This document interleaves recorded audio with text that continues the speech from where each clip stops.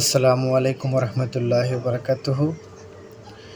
যে যেখান থেকে আমাকে দেখছেন এবং শুনছেন সকলকে জানাই অভিনন্দন এবং শুভেচ্ছা। গতকালকে দেশে মার কাছে ফোন দিয়েছিলাম, তো মা জিজ্ঞেস করলো আমাকে যে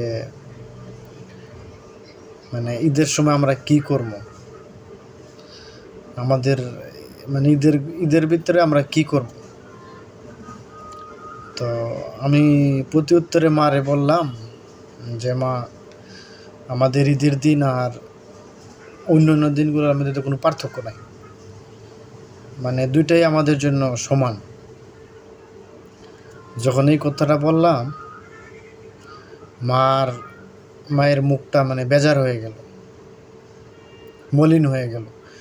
তো আসলে আমরা প্রবাসীরা এই জায়গাতেই ব্যর্থ, যে আমরা সবাইয়ের মুখের মলিনতা দূর করতে পারলেও ঈদের সময়টুকু বা বিশেষ কোনো মুহূর্তে মার যে মলিনতাটা, মায়ের মুখের মলিন আমরা দূর করতে পারি না। তো আসলে প্রবাসীদের সুখী হচ্ছে দেশে থাকা মানুষ, প্রিয় মানুষগুলো যখন হাসি খুশি থাকে, ভালো থাকে, তখনই প্রবাসীদের মনে ঈদ। আর সকল প্রবাসীর বাবা মা ভাই বোন এবং তার প্রিয় মানুষগুলা দেশে সুখে থাকুক এবং ভালো থাকুক, এই কামনা আমাদের সকল প্রবাসীদের।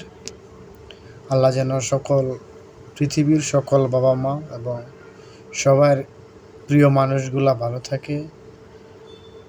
সবাই ভালো থাকবেন। আসসালামু আলাইকুম রহমতুল্লাহি ওয়া বারাকাতুহু।